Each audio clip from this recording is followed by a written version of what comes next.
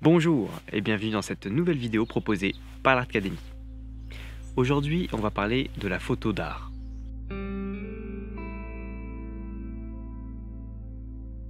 Je m'aventure sur un terrain un petit peu pentu, tout simplement parce que la photo d'art, c'est à partir du moment où on parle d'art, ça devient subjectif, et à partir du moment où c'est subjectif, eh bien, la porte est ouverte à une immensité de choses.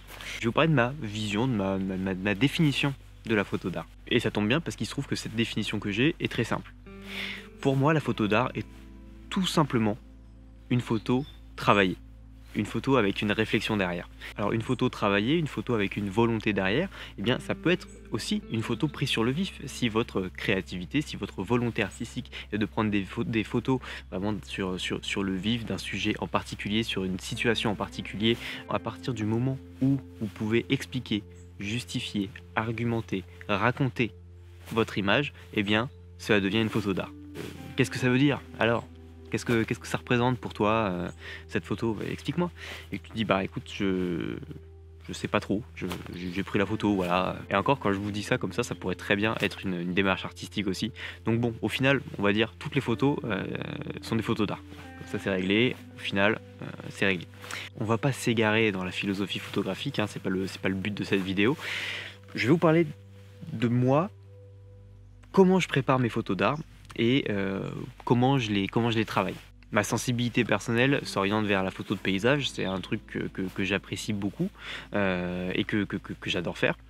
Et je me sens inspiré et créatif dans ce milieu-là. En faisant un petit point simple de comment je procédais pour réaliser ces photos, eh bien, je me suis rendu compte qu'il y avait 3 grandes étapes. La première, ça va être la découverte. La deuxième, ça va être la préparation. Et la troisième, ça va être la captation. Je vous passe la partie post-prod parce que la partie post-prod, elle est, on va la comprendre dans la captation. Elle fait partie à part entière de la réalisation d'image, de la finalisation de l'image. Découverte, c'est très simple. Je vais vous montrer ça tout de suite.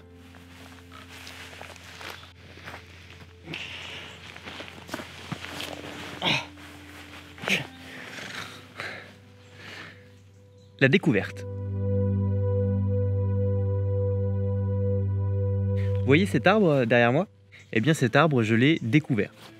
Je me promenais dans ce lieu que je découvrais également et je me suis retrouvé face à cet arbre et tout de suite, le coup de cœur. Tout de suite, j'ai senti qu'il y avait quelque chose de possible avec cet arbre. J'ai senti que je pouvais en tirer une belle photo. Et je peux vous dire que ça, c'est rare. Je peux vous dire que ça, c'est vraiment très très rare, enfin, surtout pour moi. J'ai beaucoup de difficultés à être saisi d'engouement comme ça, très simplement et très rapidement pour un plan, pour un cadrage, pour une situation. Là, j'ai tout de suite senti le truc. On pourrait tout simplement dire que c'est terminé, que l'étape 1 est terminée, la découverte est terminée.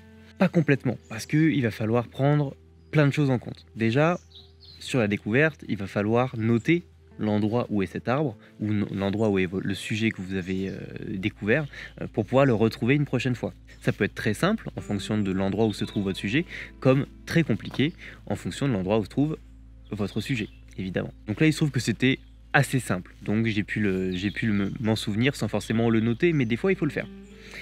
Première chose. Deuxième chose, on va prendre le maximum d'informations possible, quand c'est possible, directement sur place, c'est-à-dire que tourner un petit peu autour de l'arbre, voir, imaginer quel genre de photo je vais pouvoir tirer et comment mettre en valeur cet arbre.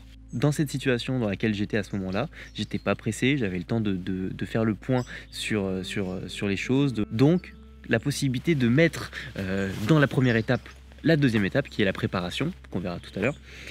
Donc du coup, je vous explique un petit peu le procédé, ce que j'ai fait quand j'ai découvert cet arbre.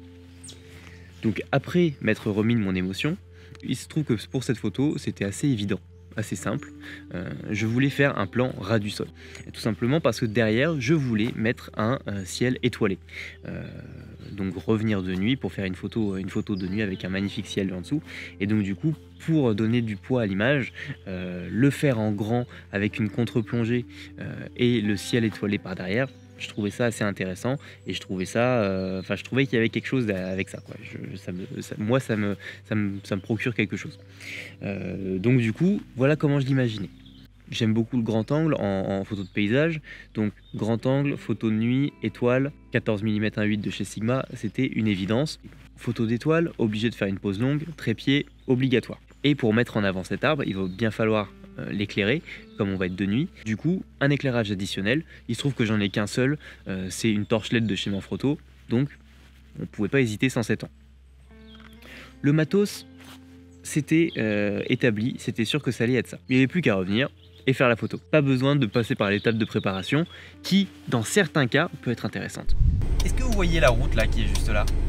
Eh bien, ça va être le sujet de ma prochaine photo. Je passe souvent sur ce pont et à chaque fois je vois cette route et j'aime beaucoup cette courbure qui va de là-bas. C'est compliqué de faire ça jusque là, enfin, qui part en fait dans le fond. J'aime beaucoup ça et je pense qu'il y a moyen de faire quelque chose de chouette. Donc, je vais préparer mon matériel en vue de revenir ici tranquillement pour faire un premier test, des premiers petits réglages pour voir un petit peu comment m'y prendre et comment interpréter la chose. Et ce sera là où on viendra faire la photo finale. Allez, c'est parti, j'y retourne parce que je suis en plein milieu de la route là. Étape numéro 2, le repérage. Et pour aller faire un bon repérage, il faut préparer ce repérage. Donc en gros, on prépare la préparation. C'est voilà, toute une technique.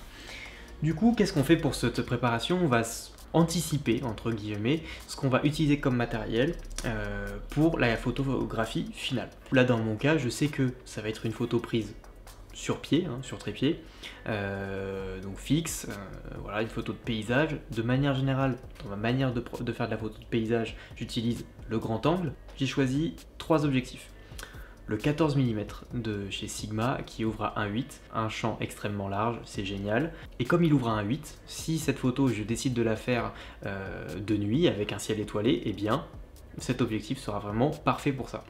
Je ne suis pas encore sûr de faire une photo avec un ciel étoilé, donc c'est pour ça, je le prends, je verrai sur place. Si je fais une photo de jour, je vais prendre le 16-35 mm. Pourquoi plutôt le 16-35 que le 14? Tout simplement parce que le 16-35 a une lentille frontale non bombée et peut accueillir du coup un filtre, et notamment un filtre polarisant, et c'est ça qui m'intéresse le plus pour pouvoir récupérer des détails dans le ciel. Ok, je vais perdre un petit peu de largeur de champ parce que je vais passer de 14 à 16, c'est infime, et en plus de ça j'ai quand même une marge de manœuvre jusqu'à 35 si je veux faire un petit recadrage, si je veux resserrer un petit peu mon plan, voilà, parce que pour l'instant je sais pas vraiment ce que ça va rendre un 16 mm sur place. Je sais pas vraiment si je vais avoir trop d'informations sur les côtés, s'il va y avoir des éléments un peu perturbateurs à droite ou à gauche de mon sujet et que ça va pas me plaire et tout ça. Donc le 16-35 il est polyvalent, et pour tout ce qui est de journée, c'est mon objectif fétiche pour ça. Voilà, 50 mm, je fais quasiment jamais de photos en 50 mm en paysage, quasiment jamais. J'ai peut-être pu en faire une dans toute ma vie. Pourquoi je le prends? Parce que il se trouve que c'est l'objectif le plus léger et le moins encombrant que j'ai de tous mes objectifs. Du coup, qu'il soit là ou qu'il soit pas là, ça me perturbe pas trop, et il peut me sortir de situations particulières et je peux avoir une idée comme ça. Peut-être que ça peut être ma deuxième photo prise avec un 50 mm pour faire du paysage, peut-être, donc je le prends pour ça. Je réfléchis beaucoup plus avant de prendre le 14 mm, tout simplement parce qu'il pèse 6 tonnes, donc même 6 tonnes 5 je crois. Et chose très importante qui ne me quitte plus pour mes repérages depuis un petit moment maintenant, c'est cette montre que vous avez certainement dû voir. J'en ai jamais vraiment parlé, mais voilà, elle m'accompagne tout le temps, et c'est un compagnon pour les photographes vraiment très agréable à avoir, et je vous expliquerai pourquoi tout à l'heure. Pour le trépied, c'est très simple, j'ai toujours un trépied dans Warthor. Par contre, pour ceux qui n'en ont pas forcément, vous n'êtes pas obligé de le prendre. Par contre, ce qu'il faut savoir, c'est que là on part en repérage, donc du coup c'est pour être prêt le jour J, à l'heure H, à la minute M, à la seconde S. Voilà. Vous allez sur place. Il se trouve que si les conditions sont parfaites, que c'est vraiment alors que c'était juste pour du repérage et que vous n'avez pas votre trépied et que vous ne pouvez pas faire la photo, vous allez être deg. Donc si vous le sentez qu'il y a une possibilité que la photo soit ouf, parce que le ciel est bon, parce que voilà, vous le sentez au fond de vous, prenez-le. Prenez-le, même si vous ne l'utilisez pas, bah tant pis, voilà, vous l'aurez porté, mais il vaut mieux porter quelque chose et puis ne pas s'en servir, plutôt que ne pas le porter et le regretter ensuite. C'est d'expérience que je vous dis ça. Plusieurs fois ça m'est arrivé. Et moi, quand je vous parle d'instinct, si vous le sentez ou quoi, à chaque fois que je le sens pas, ça se passe. Et quand je le sens, ça se passe pas. Donc je fais même plus attention à l'instinct parce que ça marche pas avec moi. Donc voilà pour le matos. Donc c'est parti. On y va. On va aller faire ce petit repérage ensemble. Là, c'est tout bon. Let's go. Quand on commence à parler de photos d'art, c'est que généralement on a envie de vendre ces images ou au moins de les partager, puisque l'art, si on ne le partage pas, ça ne sert à rien. Et donc du coup, il faut avoir une volonté derrière, il faut avoir une démarche derrière. Et là, moi, ce que j'adore faire, et d'ailleurs ce que vous pouvez retrouver sur ma galerie, sur mon site internet, où il y a quelques images que je mets avec une petite description et une petite histoire que je raconte sur chaque image. Et ça peut être une petite histoire qui s'est passée avant ou pendant la prise de cette image. Ça peut être, peu importe ce que ça peut être, mais il faut avoir des choses à raconter. Et ça va donner de l'âme à votre photo, tout simplement parce que on va mettre de l'humain dedans, on va mettre du ressenti, on va mettre de l'émotion. Et pour avoir un coup de cœur, il faut qu'il y ait du cœur. Il faut qu'il y ait quelque chose, il faut qu'il y ait un petit ressenti, il faut qu'il y ait quelque chose. S'il n'y a rien, il ne peut pas y avoir de coup de cœur, il ne peut pas y avoir ce flash, il ne peut pas y avoir ce waouh. Et donc voilà, cette préparation permet ces choses-là. Cette préparation permet, ce processus-là permet. C'est mon processus à moi, c'est-à-dire que c'est ma manière de créer des images, mais un processus différent peut parfaitement fonctionner, peut parfaitement matcher. C'est pour ça que moi je vous donne le mien, je vous donne ma version, ma vision pour ce qui va être de la photo de paysage, une photo de paysage qui se travaille, se réfléchit, se mûrit. C'est un travail de patience pour avoir la meilleure lumière, le meilleur lieu, la meilleure saison. On va dire que c'est un travail beaucoup plus paisible, beaucoup plus à l'image de la nature, mais on peut être complètement dans la création humaine avec le portrait urbain, avec plein de choses qui peuvent être très intéressantes, beaucoup plus vives, beaucoup plus instinctives, et qui peuvent tout autant marcher et être super intéressantes. Mais il se trouve que si vous allez faire de la photo urbaine, de vie, avec des réactions entre personnes, des choses vraiment prises sur le vif, vous avez forcément une préparation à l'avance. Vous avez forcément une réflexion de comment vous allez vous positionner par rapport à vos sujets. Est-ce que vous allez miser sur la discrétion? Est-ce que vous allez rentrer dans l'art?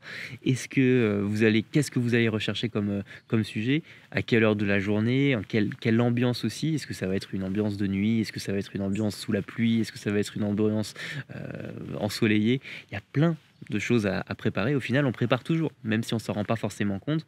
Et j'ai jamais établi un protocole. C'est juste en faisant un petit point sur moi-même, en prenant un petit peu de recul sur ma manière de créer mes photos, que je me suis rendu compte que, de manière générale, ça se fonctionnait entre 2 et 3 étapes. Et donc voilà, je trouvais ça sympa de vous le partager.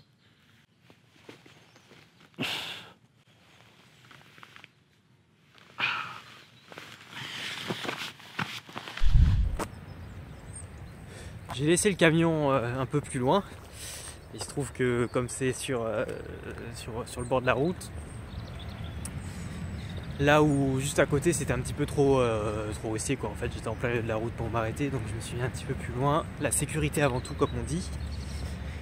Donc voilà, on va sur le spot, il fait beau, il fait bon, c'est chouette en cette période un petit peu fraîche et lourde des actualités. Ça fait du bien. Je vais parler fort, là je suis sur le pont, donc c'est un peu la merde, forcément il y a plein de voitures. J'ai un trottoir, il fait la largeur de mes pieds, donc dès qu'il y a une voiture qui passe, je me mets comme ça là et je serre les fesses et j'attends que ça passe. Bon, je suis pas sur l'autoroute, ça va, c'est assez tranquille. Mais du coup, là je vais tester avec les différents objectifs. J'ai même pas la place de poser mon sac. Mon sac il est plus large que le trottoir. Donc je vais essayer avec les autres objectifs là un petit peu. Il y a des choses qui sont intéressantes et je prévoyais pas ça du tout. C'est pour ça que c'est super important de venir sur place pour voir un petit peu, pour faire un petit peu des repérages. Parce que la vision qu'on peut avoir en voiture ou de loin d'un lieu, eh bien, n'est pas du tout la même quand on est vraiment sur place, quoi. Donc du coup, c'est parti, je vais faire des petits tests.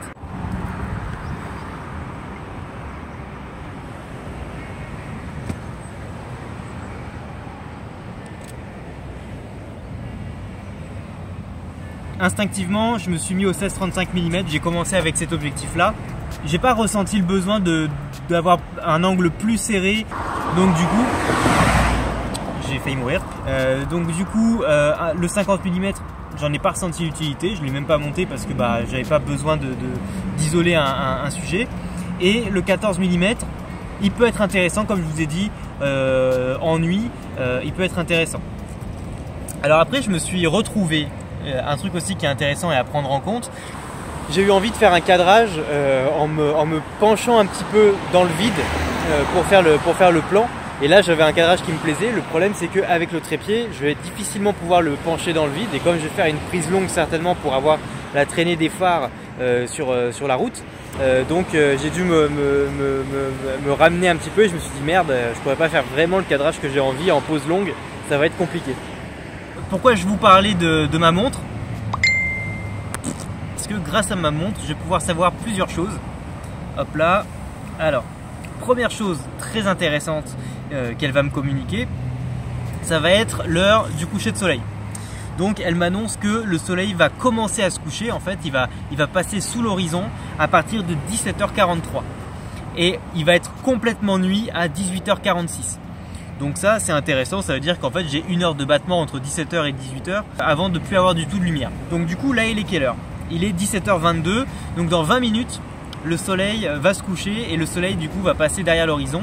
Et peut-être que là, on aura des lumières intéressantes parce que là, avec le soleil de face, c'est pas possible, c'est pas exploitable.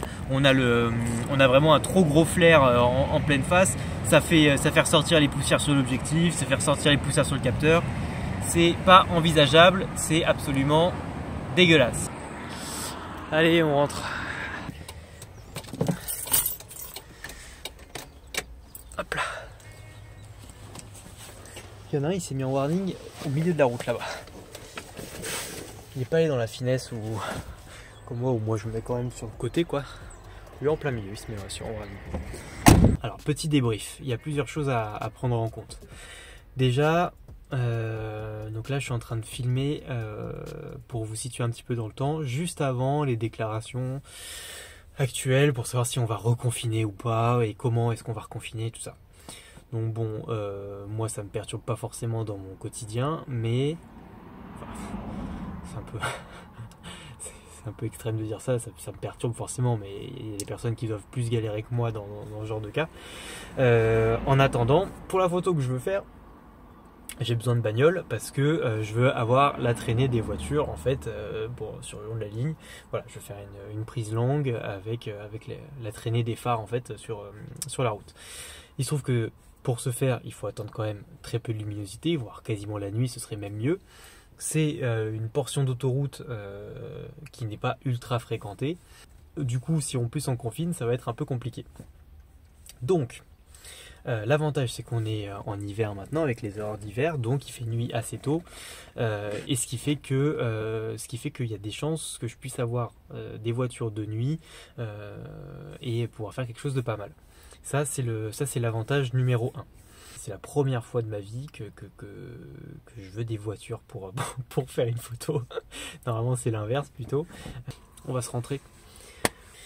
Puis on se prépare et puis je sais pas quand est-ce que ça va être le grand jour de la captation.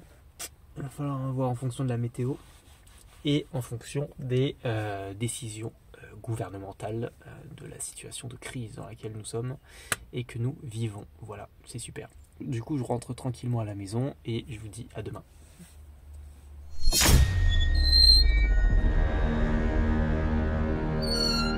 Je suis arrivé sur le lieu un petit peu tard. Il se trouve que normalement je devais arriver avant le coucher du soleil. J'ai eu un imprévu, du coup le soleil il s'est couché. Mais comme j'avais prévu d'y aller, je me dis bon allez j'y vais quand même, je vais tester, je vais voir. Il y a encore de la circulation donc ça c'est cool malgré le second confinement. Et bien il y a encore un peu de circulation. Il est, j'ai même pas ma montre cette fois. Il est quelle heure? Je peux même pas voir. Il est 18h12. Donc il est 18h12, donc ça se joue, je vais tenter, je vais voir ce que ça donne. Je pense que ça va quand même être moins bien que s'il y avait un vrai coucher de soleil en fond. Mais on sait jamais, on va tenter. Et puis je vous embarque pas avec moi parce que c'est un peu risqué, puis je vais speeder et tout ça.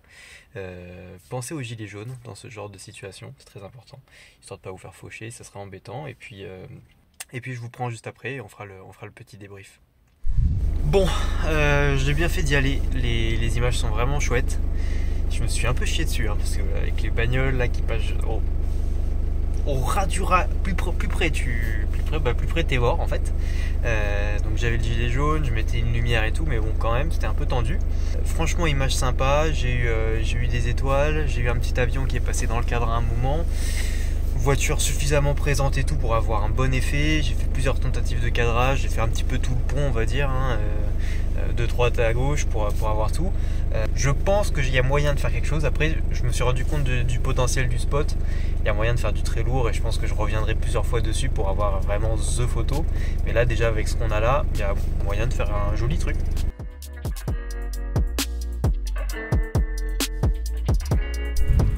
Je sais pas ce que vous pensez de cette petite photo, mais moi elle m'a bien plu.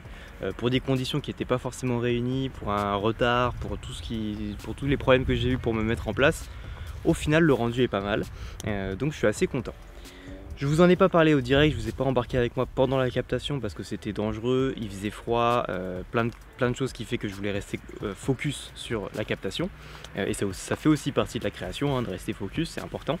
Donc du coup, on va faire le petit débrief ensemble. Je vous ai préparé un petit dossier. J'ai utilisé ma technique de l'exposition multiple pour avoir plusieurs images et plusieurs informations qui auraient été impossibles d'avoir en une seule photo. Premier objectif, c'était d'avoir la bonne exposition de la route avec le bon mouvement de traînée lumineuse que je voulais. Donc du coup là j'ai fait une pause de 30 secondes et j'ai réglé mes autres paramètres en fonction.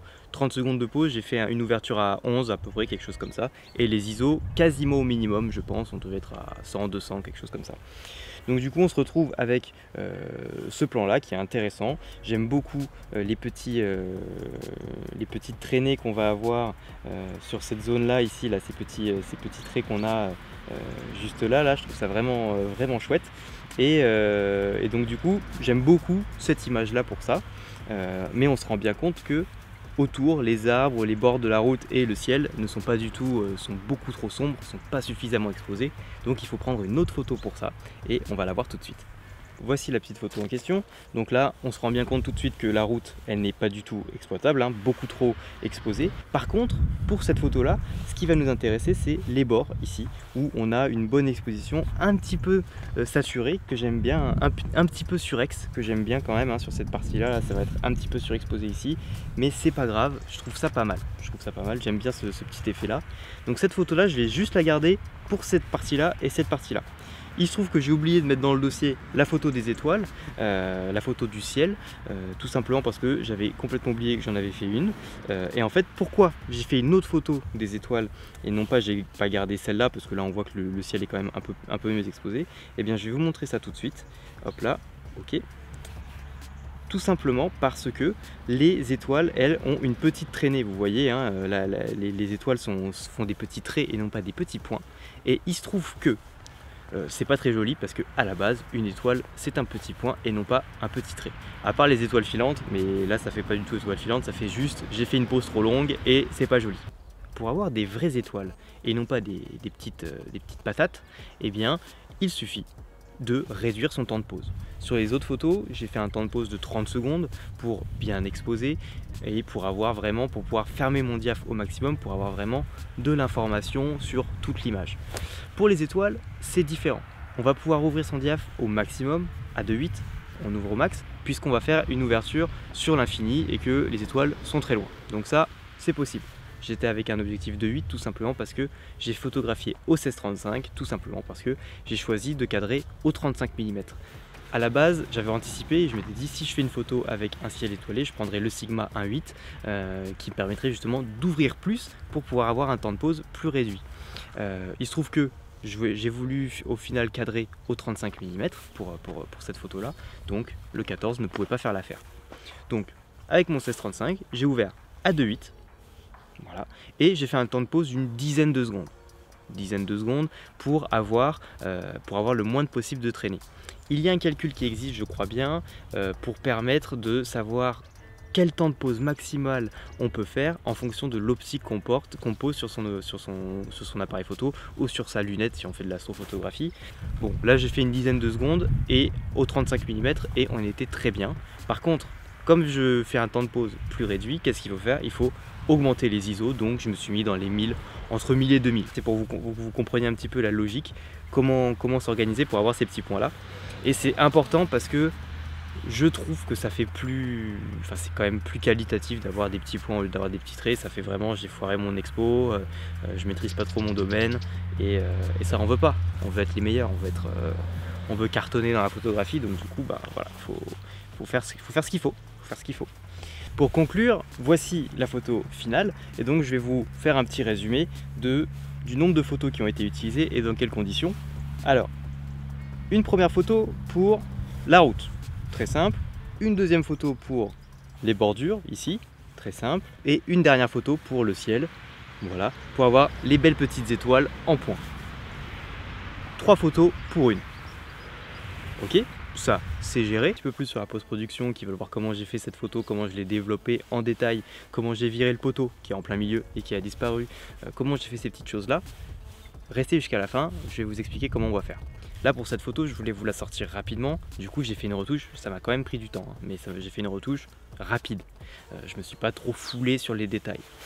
Pour de l'Instagram, pour du YouTube, pour du réseau social en manière générale et pour de l'internet en manière générale, ça passe. Par contre, si vous voulez vous mettre à vendre vos photos, à faire de la photo d'art, c'est encore mon point de vue, hein, mais c'est super important pour moi que toute retouche, même si elle est complètement légitime, moi je ne me cache absolument pas de faire retoucher mes images pour faire ce genre de photos là. Si tu veux faire une retouche et que tu veux vendre ces photos et en plus de ça que tu vas les tirer en grand et que, voilà, que tous les détails vont vraiment beaucoup plus ressortir que sur un écran, c'est inenvisageable de bâcler ces finitions, de bâcler ces retouches, de voir des coups de tampon à droite, de voir des coups de pinceau de réglage à droite et à gauche. C'est pas possible, on peut pas le faire. Donc si cette photo je veux la vendre ou si je veux la mettre, voilà, la mettre à disposition, voilà, la rendre photo d'art, eh bien je finaliserai les petits détails, je ferai vraiment quelque chose de qualitatif, de vraiment très propre. Voilà, on a vu mon petit A à Z de ma conception photo d'art, j'espère que ça vous a plu. Ça fait du bien hein, de se retrouver pour des petites vidéos comme ça, là, à la fraîche, en pleine nature, là, c'est vraiment chouette. Hein. Ça m'avait manqué, j'espère que ça vous a fait plaisir, hein, ce petit retour là. Je reprends tranquillement avec des petites vidéos que vous avez l'habitude de voir. Ma vision des choses, quelques petites infos intéressantes à prendre et puis 2-3 belles photos aussi et puis on est pas mal comme ça. Donc là voilà, on reste, je vous montre qu'on est capable de rester dans ce que j'ai toujours su faire et que je continuerai toujours de faire, des bonnes petites vidéos comme ça. Donc si ça vous a plu, n'hésitez pas à vous abonner, à partager et je dis bienvenue aux nouveaux aussi. À l'heure où je filme cette vidéo, vous êtes 3571 personnes. J'ai regardé tout à l'heure si je me souviens bien. Donc il y en a beaucoup qui ont rejoint depuis mon absence il y a plus d'1 an. Donc merci à vous qui avez rejoint l'aventure sans forcément avoir de certitude que je revienne. Et bien me voilà. Donc ça c'est vraiment chouette. J'espère que je vais pas vous faire peur. Mes intentions sont totalement pacifiques et bienveillantes. ça, vous pouvez en être sûr. J'espère que cette vision de la photo d'art vous a plu, vous a parlé, vous a peut-être éclairé un petit peu ou vous a apporté des choses. Ça me ferait super plaisir. N'hésitez pas à me le dire en commentaire, à me dire ce que vous en pensez. Pour ceux qui veulent voir la retouche de cette image, eh bien c'est très simple. Je vous mets une date à l'écran et cette date et cette heure sont tout simplement un live sur Twitch où je vais vous montrer en direct la retouche de cette image. C'est une petite technique que j'ai imaginée pour essayer de limiter la taille des vidéos pour pas faire quelque chose de beaucoup trop long. Il n'y a qu'à venir me voir en direct, comme ça vous allez voir vraiment le travail en direct live. Vous pourrez poser les questions que vous voulez en direct et ça au moins on va pouvoir avancer de manière assez sympa, assez chouette, dans la bonne humeur. En attendant, la prochaine vidéo c'est pour très bientôt et au cas où on se reverrait pas d'ici là, je vous souhaite une bonne soirée et une excellente nuit.